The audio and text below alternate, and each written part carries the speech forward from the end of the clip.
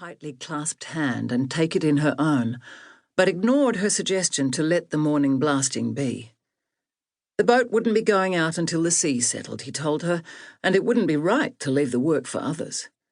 It was the covering of the earth that he longed for. Out there in the wide open country he felt exposed. So he had gone down into the hole and shoveled dirt furiously, his heart pounding from the labour and from the not knowing.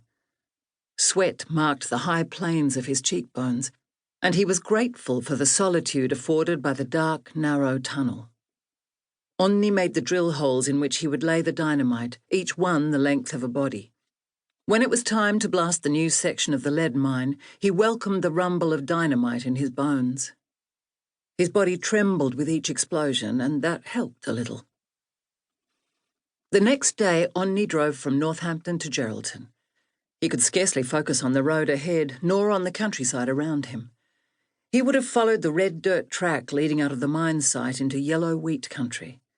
He would have passed by several river red gums, bent over the Chapman, before rattling his way into town and down to the port. Nalle Saari lost at sea. Contact brother. The words returned to him over and over, but he could not settle on them. They didn't sound like any language he knew. "Good luck, mate," a man from the fisherman's co-op said, shaking his hand with a firmer grip than usual. "Hope you find him." Onni had looked at him with his lake-water eyes, and the man could not hold his gaze. Onni did not want his pity. Besides, it wasn't over yet, was it? He refused to count the hours. He didn't want to know how long his brother had been out there. It was possible he had been swept a long way in a squall and even now was navigating his way back to the islands, laughing at his good fortune. It was possible. The search party was made up of 6 men, including Onni. The others were all Nalle's good mates. Onni knew them a little from his few brief visits to the islands, and from the stories Nalle would tell him when they came together during the off-season. Sulo, Esko, Tol Tommi, Risto, and Latvian Igor. They'd come out to the islands almost 10 years back, around 1950, on hearing that a kind of gold could be found in the waters here. Come with a map and compass and little else. In Sulo's cray boat, they now circled the perimeter of Disappearing Island with Onni, keeping an eye out for the strewn debris of a boat and, far less likely, a man clinging to it. Gulls cawed, and the stale odour of dead fish emanating from the vessel entered his nostrils. Onni scanned the water, willing Nalle to turn up for some miracle to come to pass. "Why do you call it disappearing, then?" Onni asked, head down. After a moment, Sulo's gruff voice. "Comes and goes, this island, with the movement of the water." So it was not some gyre that swallowed lone fishermen.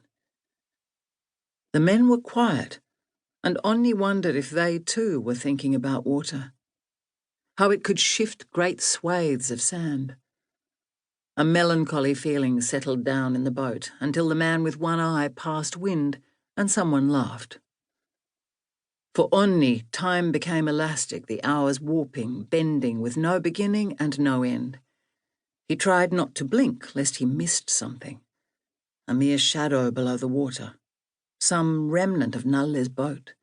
His equipment. A cray pot. Anything at all. Evidence that he had been here, that he existed. The water, glistening in the sunlight, reflected nothing but calmness. Onni couldn't equate this blissful aquamarine with the sort of violence that might drown a man. Upwind from him, Sulo began to chant under his breath. A half-song, half-poem, his voice low and rumbling. At first, Onni clung to an irrational hope. Was this some siren call to bring his brother back? Then the song took shape in his memory like a figure moving into the light. The rhythm was old, of pagan origin. The Kalevala. The story of the forging of the fabled Sampo. All the men knew the folk tale, but they didn't have the words or the meter.